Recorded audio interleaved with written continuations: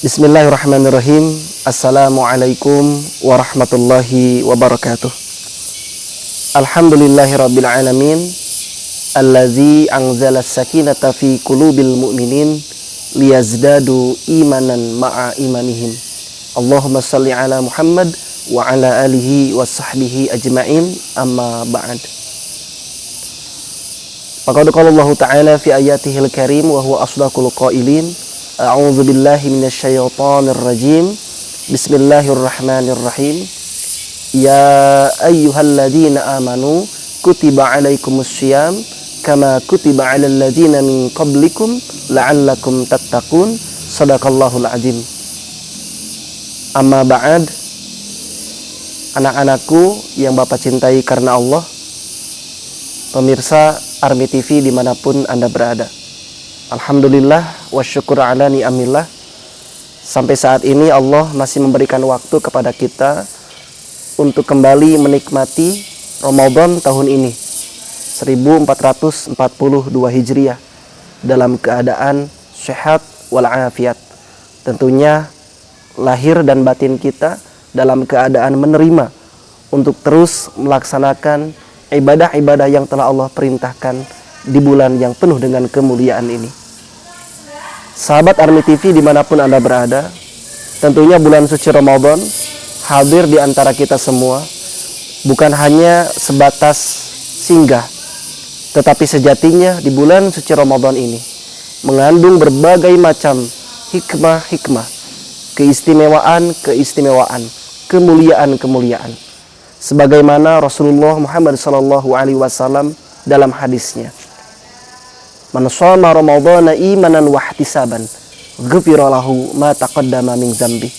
Barang siapa yang saum dengan penuh keimanan dan penuh pengharapan kepada Allah Subhanahu wa taala, maka yakinlah Allah akan mengampuni dosanya di masa lalu dan Allah akan senantiasa menjaganya dengan ampunannya. Dan semoga kita semua adalah bagian daripada hamba-Nya yang Allah senantiasa mengampuni kita dari setiap dosa-dosa kita di masa lalu. Setiap kita adalah pendosa, dan sebaik-baik pendosa adalah bertaubat kepada Allah dengan menutup dosa-dosa itu, dengan terus kita berkiprah untuk meminta maaf dan bertaubat dan kembali kepada Allah dengan taubatan nasuha yang dianjurkan oleh Rasulullah Muhammad SAW.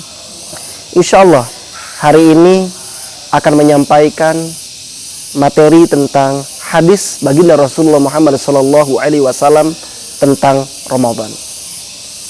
Ramadan yang mulia yang tiba kepada kita ini sudah termaktub di dalam Al-Quran bahwa syahrul Ramadan alladzi unzila fihil Quran.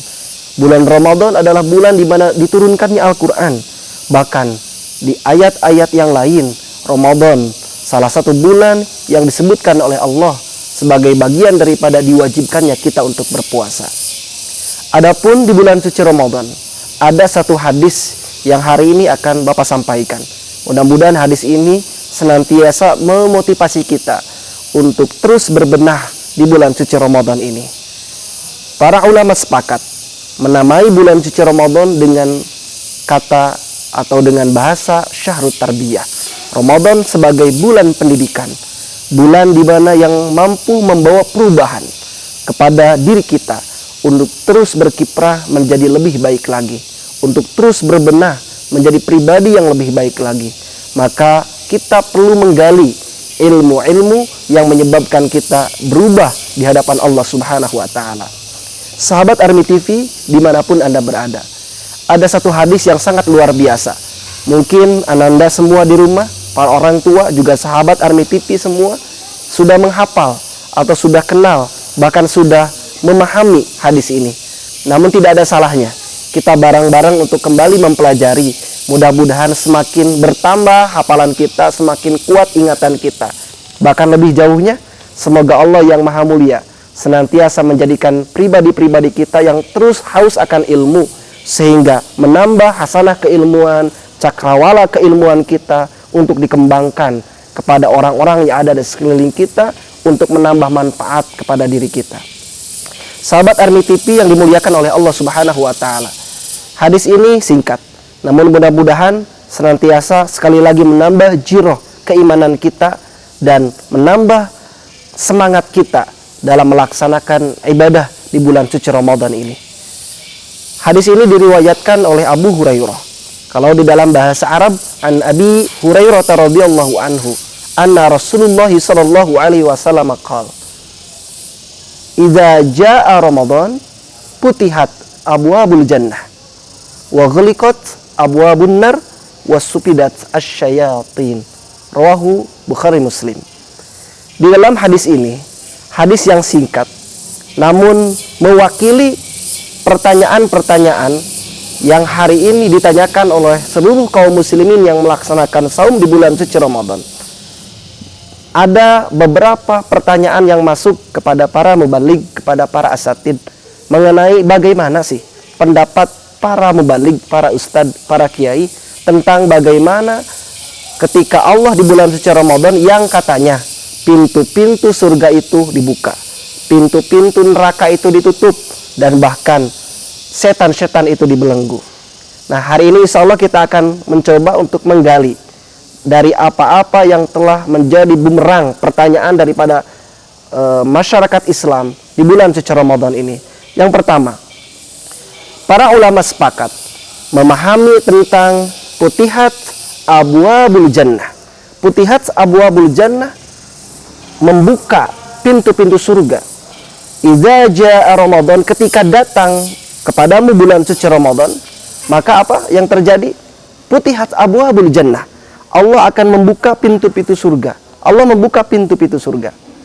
Para ulama melakukan pendekatan dengan dua pendekatan.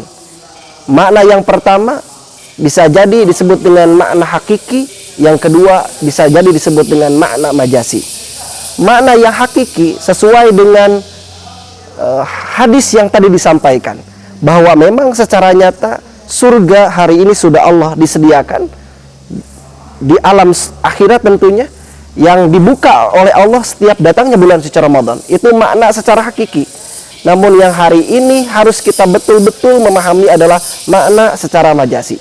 Ulama sepakat makna majasi daripada pintu-pintu surga itu dibuka, berarti ada peluang-peluang di bulan suci Ramadan yang disediakan bagi orang yang beriman untuk memasuki surga dengan pintu yang dikhususkan bagi orang-orang yang saum, yaitu yang kita kenal dengan pintu Ar-Rayyan. Pintu itu akan terbuka lebar di bulan suci Ramadan bagi orang-orang yang bagaimana? Orang-orang yang membuka kebaikan-kebaikan selama di bulan suci Ramadan ini, yang menghantarkan dia memasuki surganya Allah. Di antara ajaran-ajaran yang disampaikan oleh para ulama-ulama kita, bagaimana di Ramadan ini harus memperbanyak amal-amal yang telah dicontohkan oleh baginda Nabi Muhammad SAW. Tentunya dengan saum, menjalankan saum dengan sebenar-benarnya saum. Karena yang dikhawatirkan, banyak orang yang saum namun hanya mampu menahan lapar dan dahaga, tetapi dia sejatinya tidak sedang saum, tidak sedang melaksanakan ibadah kepada Allah. Karena apa? Dia hanya menahan lapar dan dahaga saja, namun hawa nafsunya tidak dia jaga, perilakunya tidak dia jaga, sehingga dia melaksanakan saum hanya menahan lapar dan dahaga, namun tidak berbuah apa-apa, tidak berbekas kepada dirinya, bahkan sama sekali tidak memberikan efek yang baik untuk dirinya berubah di hadapan Allah. Maka dalam hadis ini, dengan kita memahami putihat abwabul jannah, dibukakannya pintu surga, artinya peluang-peluang kita untuk memasuki surga di bulan suci Ramadan itu sangat besar. Maka bagi siapapun kita, terkhusus Ananda yang hari ini di rumah kita menjalankan pesantren Ramadan secara virtual ini, semoga Allah senantiasa menjadikan ini sebagai wadah kita untuk terus berkiprah, untuk terus berjalan, untuk terus menikmati, untuk terus melaksanakan apa-apa yang telah diperintahkan oleh Allah di bulan suci Ramadan dengan menjalankan hal-hal yang sifatnya positif. Termasuk kajian-kajian seperti ini adalah bagian daripada kita untuk membuka kunci-kunci surga. Bagaimana Allah sediakan dan membuka surga ini di bulan suci Ramadan dengan kita menjalankan ibadah-ibadah yang kita laksanakan. dan menggapai ampunan Allah dengan cara beristighfar, memperbanyak taubat di hadapan Allah, itu pun bagian daripada kita sedang membuka pintu surga. Karena sejatinya pintu surga hari ini terbuka, pintu rahmat hari ini terbuka, pintu ampunan Allah begitu luas dan terbuka bagi siapapun kita yang mau bertobat kepada Allah. Wasari'u ila magfiratin mir rabbikum wa jannatun arduhas samawati wal ard. Bagaimana Allah Subhanahu wa taala memerintahkan kepada kita untuk bergegas dalam mencari ampunan Allah, untuk senantiasa kembali kepada Allah. Ketika kita seorang pendosa, maka ucapkan dalam lisan ini kalimah-kalimah yang menyebabkan dosa kita diampuni. Lakukan perbuatan-perbuatan yang menyebabkan dosa-dosa kita terhapuskan. Lakukan hal-hal yang baik sehingga insya Allah Allah akan menghapus seluruh amal-amal buruk yang pernah kita laksanakan dalam kehidupan kita sehari-hari. Itu makna yang pertama. Makna yang kedua yaitu gulikat abwabun nar. Bagaimana Allah menutup pintu-pintu neraka. Memang ulama pun sepakat, sekali lagi pendekatan mengenai hadis ini para ulama melakukan dengan dua pendekatan. Satu dengan makna yang hakiki, satu lagi dengan makna yang majasi. Kalau secara makna hakiki, memang mungkin hari ini neraka sudah disediakan oleh Allah dan ditutup rapat-rapat. Saking Allah menghormati orang-orang yang melaksanakan ibadah saum di bulan suci Ramadan. Dan Allah tidak ingin orang-orang yang beriman yang melaksanakan ibadah di bulan suci Ramadan itu dimasukkan ke dalam neraka. Allah ingin dengan membuka pintu surga semua orang-orang yang beriman yang melaksanakan qiyam Ramadan, saum di bulan suci Ramadan, dia bisa memasuki surga dengan tanpa hisab. Bahkan dia bisa memasuki surga dengan pintu yang Allah sediakan yang disebut dengan pintu Ar-Rayyan.